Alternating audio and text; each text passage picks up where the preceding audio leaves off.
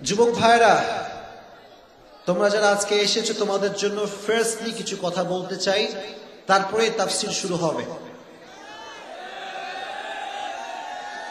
ঠিক আছে ইনশাআল্লাহ? তোমাদের জন্য আজকে ফার্স্ট ইনস্ট্রাকশন দিচ্ছি, শোনো খুব ভালো করে শুনবা। 10-12টা প্রেম করা বাদ দিয়ে দাও। এখনকার বেশিরভাগ যুবক একাই 4-5টা গার্লফ্রেন্ড নিয়ে ঘুরে বেড়ায়। এটা রসুলের চরিত্র হতে পারে না। রসুলের চরিত্র হচ্ছে জীবনে একজনকে হালাল ভাবে ভালোবাসতে হবে, হারামে যাওয়া যাবে না। আমি যেহেতু তোমাদেরকে বুঝি, তোমাদেরকে বলতেছি যুবক, আজ থেকে 10-5টা প্রেম করে চরিত্র নষ্ট করা যাবে না। রাজি আছো ইনশাআল্লাহ? 5টা মিনিট যুবকদেরকে নিয়ে স্পেসিফিকলি কিছু বলতে চাই। মুরব্বীরাও মনোযোগ দিয়ে শুনবেন, যারা মা বোনেরা এসেছেন তারাও মনোযোগ দিয়ে শুনবেন। কেউ কোনো প্রকার আওয়াজ করবেন না। এই 5টা মিনিটের কথা যুবকদের লাইফ পরিবর্তন করে দেবে ইনশাআল্লাহ। বলো ইনশাআল্লাহ। শোনো, চরিত্র রক্ষা করে চলো। জীবনে একজন নারীতে হালাল ভাবে আসক্ত হও, 10 নারীতে হারাম ভাবে আসক্ত হয়ে চরিত্র নষ্ট করে দিও না। মেয়েদেরকে বলছি, বোনেরা শোনেন, জীবনে একজনকে হালাল ভাবে ভালোবাসেন, 10 পুরুষের সঙ্গে পরকিয়া করে জীবনটাকে নষ্ট করে দিয়েন না। আর জীবনে সুখে থাকার জন্য এটা জরুরি নয় যে আপনি 10 নারীতে হারাম ভাবে আসক্ত হবেন। জীবনে সুখে থাকার জন্য এটা জরুরি নয় যে আপনি 10 পুরুষে হারাম ভাবে আসক্ত হবেন। আমার বোন, জীবনে সুখে থাকার জন্য জরুরি এটাই, একজনকে ভালোবাসবেন, মন থেকে ভালোবাসবেন, হালাল ভাবে ভালোবাসবেন, সঠিক মানুষকে ভালোবাসবেন। আর সেও যদি আপনাকে ভালোবাসে, পৃথিবীর সবচেয়ে অদ্বিতীয় সুখী মানুষ হবেন আপনি। একজনে আসক্ত হন। 10 নারীতে আসক্ত হয়ে যে পুরুষ জীবন চালায়, সে পৃথিবীতে যাই পাক আর না পাক সুখ কোথাও খুঁজে পায় না। এই জন্য যুবক ভাইদেরকে বলতেছি, শোনো, যখন তুমি কাউকে জীবনে খুব বেশি ভালোবাসবা, হালাল ভাবে ভালোবাসবা। রাজি আছো ইনশাআল্লাহ? আর জীবনে যদি কাউকে হালাল ভাবে চাও, হালাল ভাবে বউ হিসেবে পেতে চাও, আল্লাহর কাছে দোয়া করো সারা রাত, তারও প্রপোজ দাও, সব কিছুর পরেও সে যদি তোমাকে ছ্যাঁকা দিয়ে ব্যাকা করে দেয়, মন খারাপ করবা না, মন ছোট করবা না। একটা গেছে তো কি হয়েছে, আর একটা বেটার অপশন তোমার জন্য দিয়ে দিবে কে?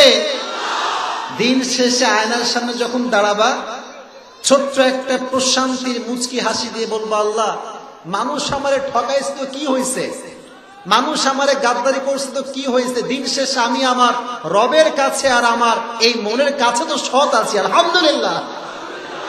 और खुदा की कसम, इस बात से जो खुशी तुम्हें दिल में मिलेगी, ये खुशी उसको मिलने वाला नहीं है जो गद्दार है। যারা সৎ থাকে তাদের মনে আল্লাহ তাআলা আল্লাহর পক্ষ থেকে একটা অসাধারণ শান্তি ঢুকিয়ে দেয়। সুবহানাল্লাহ পড়েন। আর যে পুরুষের কাছে হাজারো নারীর অপশন থাকা সত্ত্বেও যুবকটা শুধুমাত্র একজন নারীতে আসক্ত হয়, একজনকে হালাল হয়ে ভালোবাসে, তার মতো অসাধারণ ব্যক্তিত্ব দুনিয়াতে তার কারো হতে পারে না। আর যে নারীর সুন্দর রূপের কারণে হাজার পুরুষ তার জন্য পাগল হয়, আর সেই নারীও শুধুমাত্র একজন পুরুষকে আল্লাহর জন্য হালাল ভাবে ভালোবাসতে চায়, সেই নারীর মতো অসাধারণ ব্যক্তি আর কারো হতে পারে না। এই যুবক ভাইয়ের আজ থেকে চরিত্র রক্ষা করে চলবা। রাজি আছো ইনশাআল্লাহ? আওয়াজ নাই, জোরে বলো ইনশাআল্লাহ। আর শোনো, যখন হালাল ভাবে ভালোবাসবা, একজনে আসক্ত হবা, উপকার হবে 2টা। আওয়াজ দেব, তবে উপকার হবে কয়টা? আওয়াজ নাই। এতগুলো যুবক, জোরে বলো কয়টা? This is very important lecture for you man, মনোযোগ দিয়ে শুনতে হবে। 1 নম্বর উপকার হচ্ছে, মনে করো তুমি কাউরে বিয়ে করছো, যুবক, কি করছো বলো না, আমার সঙ্গে কথা বলো, কি করছো? মোটামুটি তোমার বউটা অনেক সুন্দর, মাশাআল্লাহ, অনেক ভালো, অনেক কোয়ালিফাইড এবং তার চরিত্র খুব ভালো, কিন্তু তুমি তোমার বউকে পছন্দ করো না, হালাল ভাবে আসক্ত হতে পারো নাই। তো যখন রাস্তাঘাটে বের হবা, দেখবা যে আয় হায়, রাস্তাঘাটে কত সুন্দরী বউ রে, কি আছে না নাই? তখন তোমার এই মনে আফসোস শুরু হবে যে, কিরে, আমি কারে পাইলাম, এই খ্যাত কই থেকে আসছে রে, মনে আফসোস শুরু হবে। কিন্তু যখন একজনকে ভালোবাসবা, হালাল ভাবে ভালোবাসবা, আসক্ত যখন হবা, পৃথিবীর হাজারো সুন্দর তোমার সামনে দাঁড়িয়ে যাক, তোমার মন এ কথাই বলবে যে তোরে আল্লাহ যারে দিছে ওর চাইতে সুন্দরী আর কেউ হতে পারে না। This is called inner peace, এটা হচ্ছে মনের প্রশান্তি। এজন্য হালাল ভাবে ভালোবাসবে, এক নাম্বার উপকার যেটা পাবা এটা হচ্ছে মনের প্রশান্তি। সুবহানাল্লাহ পড়ো।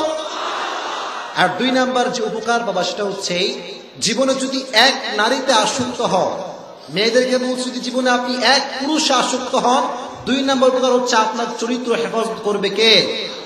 এই যে এত পরকীয়া বাংলাদেশে কেন হয়? পরকীয়া কেন? স্বামী তার স্ত্রীতে সন্তুষ্ট নয়, স্ত্রী তার স্বামীতে সন্তুষ্ট নয়। কথা ঠিক কিনা বলেন? কিন্তু যখন হালাল ভাবে ভালোবাসা আছে, একে অপরকে ট্রাস্ট করে ভালোবাসে, একে অপরের প্রতি পরিপূর্ণ আসক্ত, তখন পরকীয়ার শব্দ আর আসে না। এজন্য যতদিন বেঁচে আছো হালাল ভাবে বেঁচে থাকবা, ঠিক আছে ইনশাআল্লাহ। এবার একটা হাদিস শোনো। ইন্না আতকালা শাইইন ইউদাউ ফিল মিজানি ওয়া হুয়া হুসনুল আখলাক। কিয়ামতের কঠিন ময়দানে নামাজের যে আমল এটা ভারী হবে না, রোজার আমল ভারী হবে না, যাকাতের আমল ভারী হবে না, সাদাকার আমল ভারী হবে না। কিয়ামতের কঠিন ময়দানে সবচেয়ে ভারী আমলের নাম হচ্ছে সুন্দর চরিত্র। সুবহানাল্লাহ। ফাম্মা মান তাকুলাত মাওয়াজিনুহু ফাহুয়া ফি ঈশাতির রাদিয়া।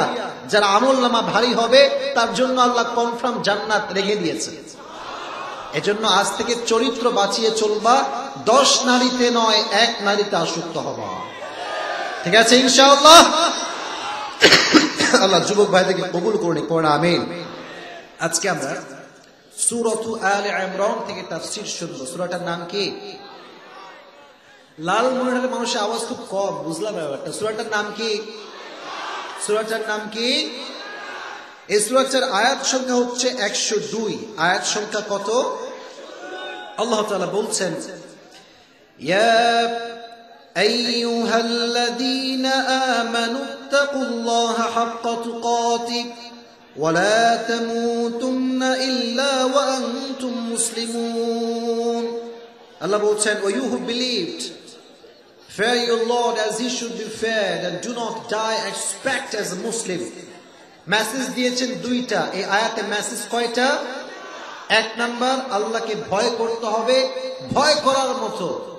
আর মরতে যেহেতু হবেই, মুসলমান না হয়ে কবরে যাওয়া, জোরে বলেন কবরে যাওয়া। এই দুটি মেসেজ থেকে আমরা তাফসীর শুনে বাসায় ফিরে যাব ইনশাআল্লাহ। সূরাটার নাম কি? প্রত্যেকটি সূরার দুটি চ্যাপ্টার রয়েছে। একটা হচ্ছে মাক্কি চ্যাপ্টার আর একটা হচ্ছে মাদানী চ্যাপ্টার। একটা মাক্কি আর একটা কি? আওয়াজ। একটা মাক্কি আর একটা কি? এই সূরাটা হচ্ছে মাদানী সূরা। সূরাটার চ্যাপ্টারটা কি ভাই? মাদানী সূরা। আচ্ছা, যারা এসেছেন এত আওয়াজ করছেন, আচ্ছা এটা আওয়াজ করে বলেন তো, মদিনায় যাইতে সবার মন চায় কি চায় না? এটা কেউ বলেন নাই? বলেন না, চাই কি চায় না? আমি গত মেবি 2-3 মাস আগে গিয়েছিলাম মদিনাতে। তো যখন নবীজির রওজার সামনে যখন দাঁড়ালাম আমি, ওখানে যে এতটা প্রশান্তি আল্লাহ রেখে দিয়েছে, এই প্রশান্তি দুনিয়ার কোথাও আপনি খুঁজে পাবেন না। এতটা প্রশান্তি, যাদের অনেক ডিপ্রেশন, টাকা পয়সা জমাও, ফ্রি হইলে ভিসা টিসা ঠিকঠাক করে মদিনা চলে যাবা, ঠিক আছে ইনশাআল্লাহ। কিসের ছাকা, কি সব?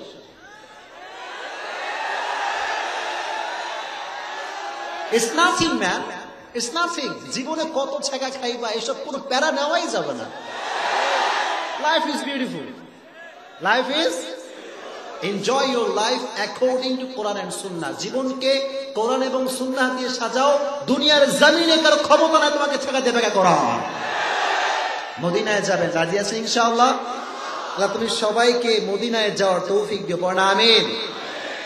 মনে বড় আশা ছিল যাব মদিনায়, পড়েন।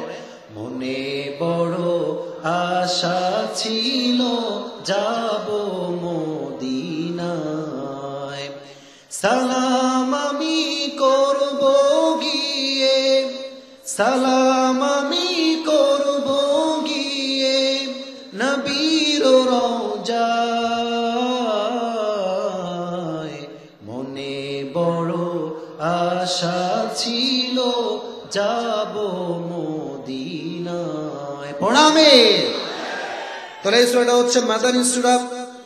আল্লাহ বলছেন ইয়া আইয়ুহাল্লাযীনা আমানু তাকুল্লাহা হাক্কা তুকাতিহ।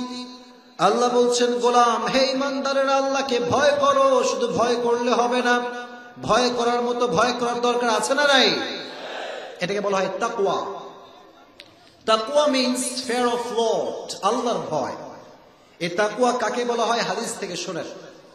হাদিসে এসেছে একবার উবাই ইবনে কাব রাদিয়াল্লাহু তাআলা আনহু এবং ওমর রাদিয়াল্লাহু তাআলা আনহু এক মজলিসে বসেছিলেন।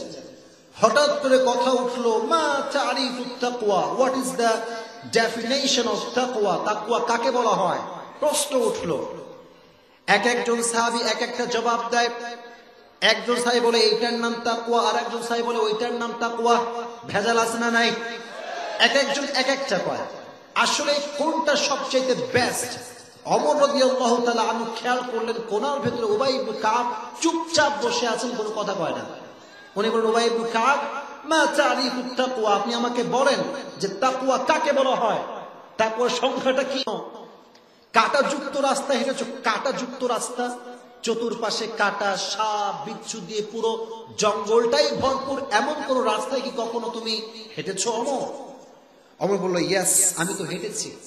তুমি কেমন করে হেঁটেছো অমর? অমর বলল, আমি হাতে লাঠি নিয়েছি, শক্ত জুতা পরেছি, যেন কাঁটা না লাগে আর সাপ বিচ্ছু আসলে না প্রতিহত করতে পারি, এজন্য লাঠির দরকার আছে না নাই? উবাই ইবনে কাব বললেন, এটার নামই হচ্ছে তাকওয়া। সুবহানাল্লাহ পড়েন। ওমর বললেন, এটা তাকওয়া? এটা কেমনে হতে পারে? এখানে তাকওয়ার ডেফিনেশনটা কোথায় লুকায় আছে?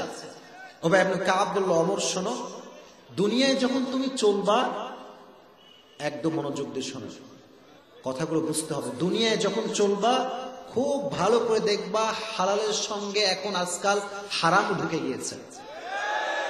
আসতে বললেন যে ভাই, আরো জোরে বলেন ঠিক কিনা? আচ্ছা বলেন, বিয়েটা হালাল না হারাম? কিন্তু এখন বিয়েতে হালাল, বিয়েতে ডিজে গান ছাড়া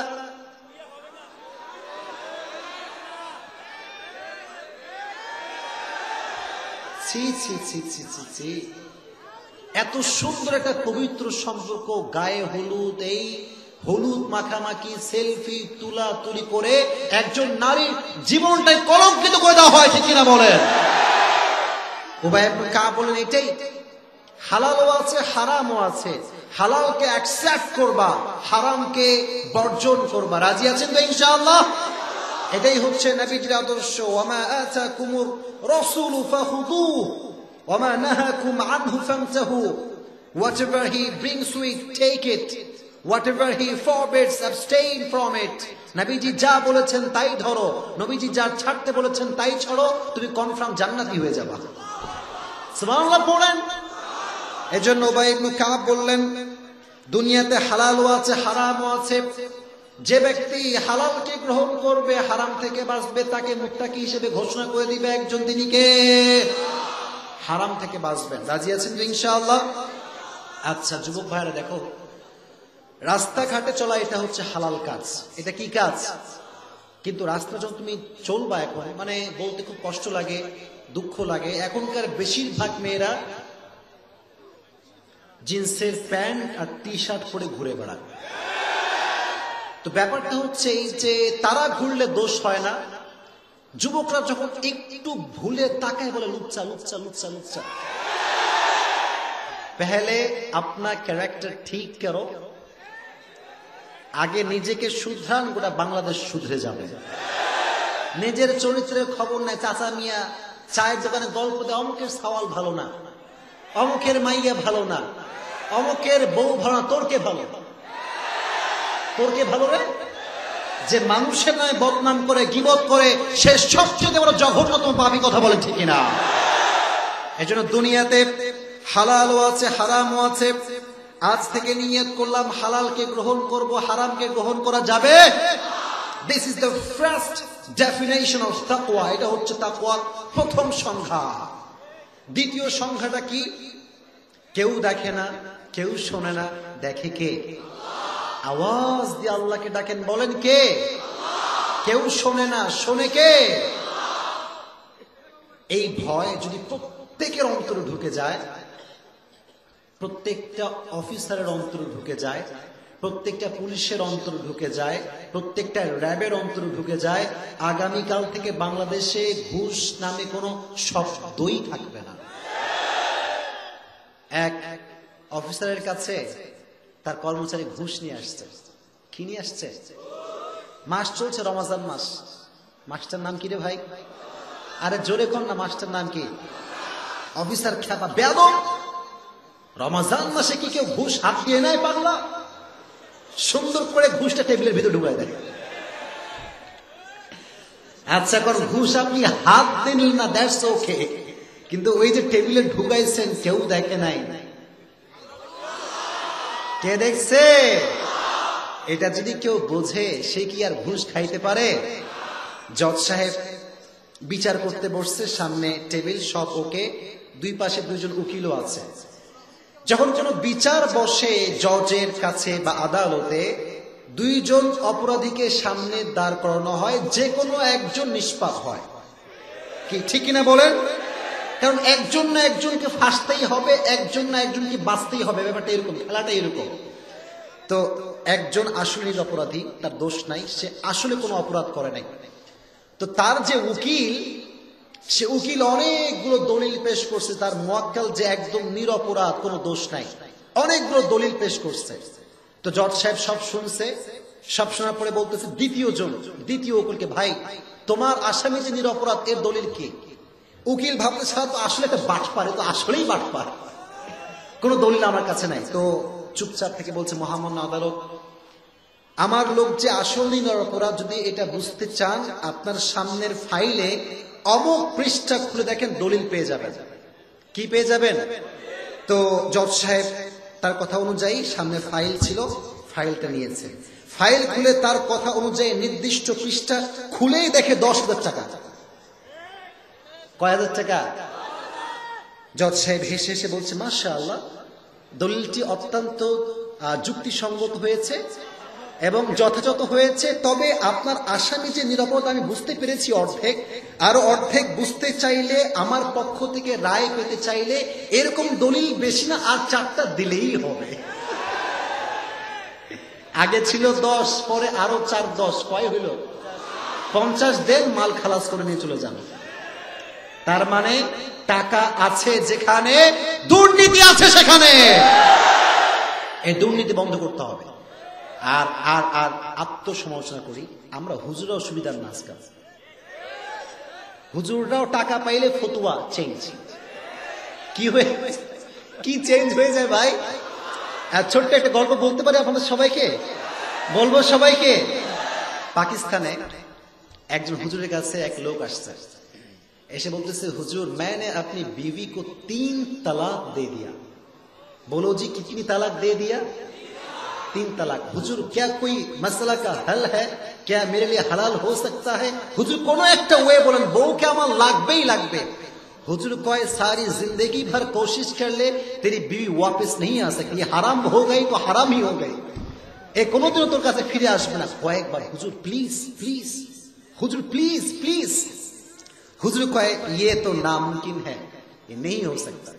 তো যুবক কম চালাক না, যুবক এরকম করে মানি ব্যাগটা বের করছে, বের করে এমনি টাকাটা বের করে বলছে, মুফতি সাহেব क्या फतवा चेंज हो सकता है?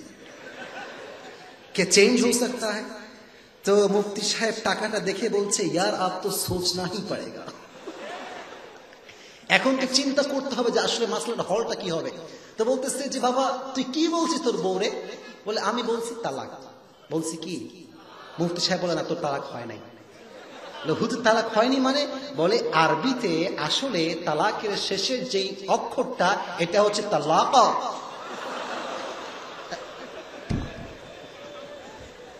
কফ, এই যুবকরা পড়ো নাই তোমরা? কল কলার হরফের প্রথম হরফটার নাম কি? আছে না? তো হুজুর বলতেছে উচ্চারণ হবে তালাক, আর তুই বলেছিস তালাক, তো তালাক হয় নাই, যা মাসলা হল, টাকাটা আমার দিয়ে যা। तो यही बात है, अगर पैसा दोगे तो सब कुछ चेंज हो जाएगा। তো এটা চেঞ্জ হবে না কখন? আল্লাহ যে আমাকে সর্বাবস্থায় অবজার্ভ করছেন, Allah is observing myself in every single time. প্রতিটা মুহূর্তে আল্লাহ আমাকে দেখছে। এই ভয় যার হৃদয়ে থাকবে, আল্লাহর কসম, সে সুদও খাবে না, ঘুষও খাবে না। এজন্য যখন তোমায় কোন নারী হারামের দিকে ডাকবে, যখন কোন নারী প্রেম করার জন্য ডাকবে, যখন কোন মেয়ে তোমাকে ফ্রেন্ড রিকোয়েস্ট পাঠাবে, সুন্দর করে আগেই রিজেক্ট, এটা ক্যান্সেল হয়ে যাবে। মেয়ে যদি মেসেজ করে পরে কি আবার আমার মতো সুন্দরী মেয়ে আপনাকে, আপনার মতো আবুলকে ফ্রেন্ড রিকোয়েস্ট পাঠালাম, আপনি ক্যান্সেল করলেন কেন? বলে বাবাজি আমার দরকার নাই, কেউ না দেখলেও। কে দেখে? যাদের হৃদয়ে আছে আল্লাহর ভয়, তারা কবু পথ ভুলে যায় না। আল্লাহর প্রেম ছাড়া এই দুনিয়ায় কারো কাছে কোনো কিছু চায় না, ঠিক না? এজন্য ভয় রাখতে হবে একজনের, তিনি কে? ওমর ফারুক রাদিয়াল্লাহু তাআলা আনহু। গভীর অন্ধকার রাত, রাজ্যের ভিতর থেকে বের হয়ে গিয়েছেন দেখার জন্য প্রজাদের কি অবস্থা চলতেছে, কে কি অবস্থায় আছে। হঠাৎ করে একটা বাসার সামনে থেমে গিয়েছেন। খুব খেয়াল করে দেখছেন যে বাসার ভিতরে মা এবং মেয়ের মাঝে কথা চলছে। মা এবং, এই যুবক তোমরা সব মরা নাকি? মা এবং মা এমনি দুধের একটা পেয়ালা নিয়ে আসছে, বিশাল বড় পেয়ালা। মা তার মেয়েকে বলতেছে, এই দেখ দুধ নিয়ে আসছি, তোর কাজ একখান, তুই হলো ধুমাইয়া পানি মিশাবি, এখন খালি পানি মিশাবি। আচ্ছা বলেন, দুধে পানি মিশানো এটা কি ভালো কাজ না খারাপ কাজ? বলেন, ভালো কাজ না খারাপ কাজ? ওই মেয়ে ডাক দিয়ে বলে, মা এটা আমি করতে পারবো না। মা বলে, কেন করতে পারবি না রে? তুমি কি জানো না যে অমর রাষ্ট্রের পক্ষ থেকে ফরমান জারি করেছে যে আমার রাষ্ট্রে কোন প্রকার দুধের সঙ্গে পানি মিশানোর মতো জঘন্য কাজ করা যাবে?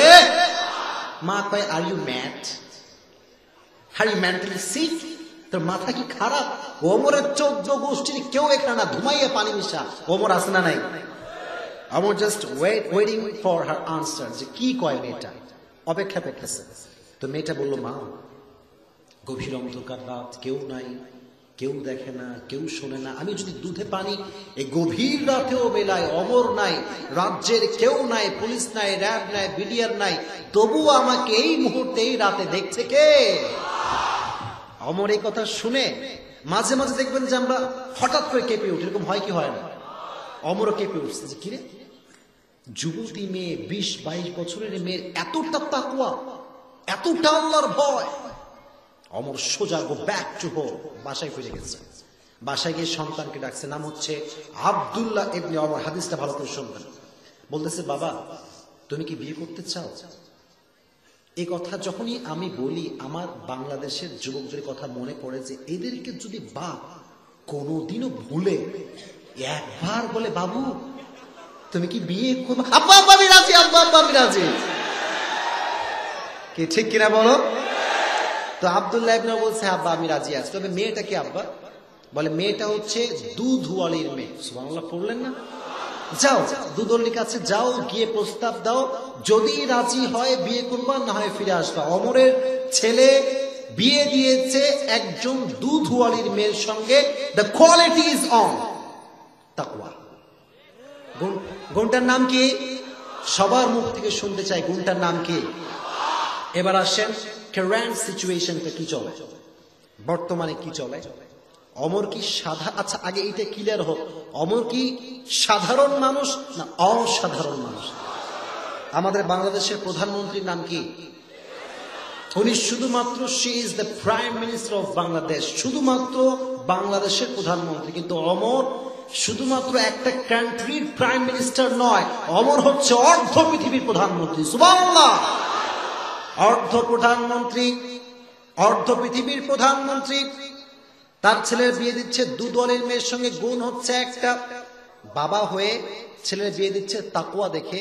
কিন্তু এখনকার বাবা জানেরা সরকারি টাকলা ছাড়া নাকি বিয়েই দিতে চায় না। What is this? What is this? হ্যাঁ, এটা কোনো কথা? বাবা জান, আপনার পায়ে আমার হাত, আসলে ভাই দুঃখের বিষয়, মেয়েদেরও কম দোষ না। এরা আবার গাঁজা ছাড়া নাকি পছন্দই করতে চায় না। যে টাউট বাটপার চুল একদিকে আছে আর একদিকে নাই, মাঝখানে সজারুর মতো বিশাল বড় খাড়া, বলে মর যায়েঙ্গে লেকিন ইসকে সওয়া কিসি সে শাদি নেহি করেঙ্গে। এ কামাল হে ইয়ার। আজীব কথা। বোন আপনাকে বলছে, আমাকে বোনরা শুনছে, আপনি যদি শুধুমাত্র R15 আইফোন আর একখান বাসা দেখে বিয়ে করেন, আপনি বাসাও পাবেন, R15-এও চড়বেন, সুখের সন্ধান করে খুঁজে পাবেন না।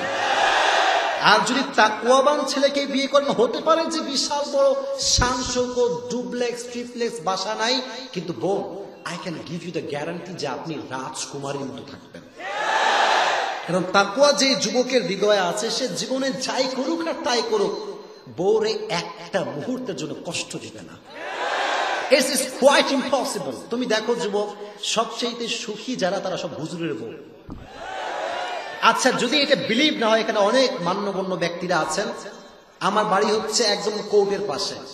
যত ডিভোর্স 100-এ একটাও হুজুরদের ডিভোর্স না খুঁজে পাওয়া খুবই মুশকিল। মানে আমি আমার পক্ষের কথা বলতেছি না ভাই, যেটা সত্য সেটা বলতেছি। এজন্য কেন হুজুরদের বউরা সুখী? কারণ হুজুররা বোঝে যে বইয়ের মতো দামি জিনিস পৃথিবীতে দ্বিতীয়টা আর কিছু নাই। আর যে সরকারি টাকলা, সেভাবে ইয়ে তো पैसे के लिए आई है, ये जाएगा तो क्या हुआ, और एक आ जाएगी। কথা ঠিক কিনা বলেন? আমাদের কাছে অপশন একটাই, একখান পাইছি কোনো মতে ভাই, এইটা গেলে আর কবে কোনটা আসবে কোনো ঠিক ঠিকানা নাই, এইটারই ধরে রাখবে। এজন্য ভালোবাসাটা আছে না নাই? এজন্য বিয়ের ক্ষেত্রে গুণ দেখতে হবে একটা, জোরে জোরে, গুণটার নাম কি? আর তোমরা যারা যুবকরা এসেছো, তোমরা বিয়ে করার সময় 28 সুন্দরী বিয়ে করবে না। আর মোবাইল ফোনে এখন একটা সফটওয়্যার বের হয়েছে, স্ন্যাপচ্যাট, একখান ফিল্টার মারবে, তোমার 14 গোষ্ঠী জায়গায় গায়েব হয়ে যাবে। এত সুন্দরী মেয়ে, এ তো আর হতেই পারে না, যাই করো আর তাই করো, আব্বা এরা ছাড়া আমার বিয়ে তুমি কারোর সাথে দিও না, আব্বা দিও না। তো যখন বাসরাত হয়ে যায়, একখান যখন পানি মারে মুখে, সব কুছ খতম। যুবক, আজকের আয়াত থেকে মেসেজ হচ্ছে, যে কোনো জায়গায় তাকওয়া দেখার দরকারটা আছে না নাই? এজন্য বিয়ে করলে কোনো কিছু দেখবো না, বেশি একটা টাকা পয়সার দরকার নাই, বেশি বড় বাড়ির কোনো দরকার নাই, জমির দরকার নাই, গুণ লাগবে একটা, গুণটার নাম কি? আল্লাহ তুমি সবাইকে তাকওয়াবান জীবন সঙ্গী বাছাই করার তৌফিক দিও, জোরে কোন আমিন। এবার আসেন সেকেন্ড পয়েন্টে আসি। তাকওয়া যার বেশি, দুঃখ তার বেশি। আমার সঙ্গে বলেন, তাকওয়া যার বেশি, আমি সন্তুষ্ট না, আওয়াজ, তাকওয়া যার বেশি, তাকওয়া যার বেশি। এলাকায় দেখবেন যে একজন গাঁজাখোর, মদখোর, নামাজ নাই, কালাম নাই, রোজা নাই, হজ নাই, যাকাত নাই, কোটি কোটি কোটি কোটি কোটি টাকার মালিক আছে না নাই? এলাকার ইমাম সাহেব 5 ওয়াক্ত নামাজি, আল্লাহকে ভয় করে। ইমাম সাহেব দিন শেষে আলু ছাড়া গোস্ত খাইতে পারে না। এখন প্রশ্ন, হুজুর আমি আল্লাহকে এত ভয় করি, এত ভালোবাসি, আমার কাছে টাকা পয়সা কেন নাই? আর ও গাঁজাখোর, মদখোর, সুদখোর, ওর কাছে এত টাকা পয়সা কেন? প্রশ্ন আছে না নাই? এই প্রশ্ন বোঝাবার জন্য ছোট্ট একটা স্টোরি বলছি, শুনবেন তো সবাই ইনশাআল্লাহ। একজন লোকের 2টা প্রাণী ছিল, একটা ছাগল আর একটা গাধা। একটা ছাগল আর একটা কি? আওয়াজ, একটা ছাগল আর একটা কি? তো একদিন ছাগল গাধারে ডাক দিয়ে বলছে, গাধা, হাই রে গাধা, তুই শালা আসলেই একটা গাধা, তুই আসলেই একটা কি? তো গাধার মন খারাপ। গাধা কয়, ইউ আর রাইট, আমি তো গাধাই, তো গাধা বলে গালি দিস কেন? গাধা তো আমি, আবার বলতে হবে কেন? তো ছাগল বলতেছে, তুই কি বুঝিস না যে মালিক আমাকে কত ভালোবাসে, কত কিছু খাওয়ায়, চা খাওয়ায়, কফি খাওয়ায়, গোস্ত খাওয়ায়, ক্ষীর দেয়, ভুসি দেয়, কত কিছু দেয়, আর তোরে সারাদিন কিলায় আর লাথি দেয়, তুই শালা আসলেই একটা গাধা। তো গাধা বলতেছে, আসলেই তাই, আমি আসলেই গাধা। আচ্ছা তুই কি জানিস তোরে মালিক এত ইদানিং ভালোবাসা কেন শুরু করছে? ছাগল কয়, না তা তো জানি না। বলে, আরে পাগলা, সামনে কুরবানির চাঁদ উঠছে রে পাগলা। সামনে কিসের চাঁদ উঠছে? নামাজ নাই, কালাম নাই, রোজা নাই, হজ নাই, যাকাত নাই, কোটি কোটি কোটি কোটি টাকার মালিক মুত্তাকি বান্দার টাকা নাই, পয়সা নাই। আল্লাহ বলছে, শোন ও মুত্তাকি বান্দা, তোর হতাশার কোনো কারণ নাই। সুদখোর মরলে জাহান্নামী, আর তুই মরার সঙ্গে সঙ্গে জান্নাতি। সুবহানাল্লাহ পড়ে। তাকওয়া যার বেশি, তাকওয়া যার বেশি, but never lose hope. Don't be upset, don't be frustrated. হতাশ হবেন না, নিরাশ হবেন না। ওয়ামান ইয়াতাওয়াক্কাল আলাল্লাহি ফাহুয়া হাসবু। যে ব্যক্তি আল্লাহর উপরে ভরসা করবে, আল্লাহ একাই তার জন্য যথেষ্ট হয়ে যাবে। সুবহানাল্লাহ পড়ে। এজন্য আশার জায়গা একজন, তিনি কে? ভরসার জায়গা একজন, তিনি কে? এজন্য আজ থেকে হৃদয়ে ভয় রাখবেন একজনের, তিনি কে? সবাই দুটো হাত তুলে নেবেন। লিল্লাহি তাকবীর, লিল্লাহি তাকবীর। আল কোরআনের আলো, আল হাদিসের আলো। কোরআন আছে যেখানে, কোরআন নাই যেখানে।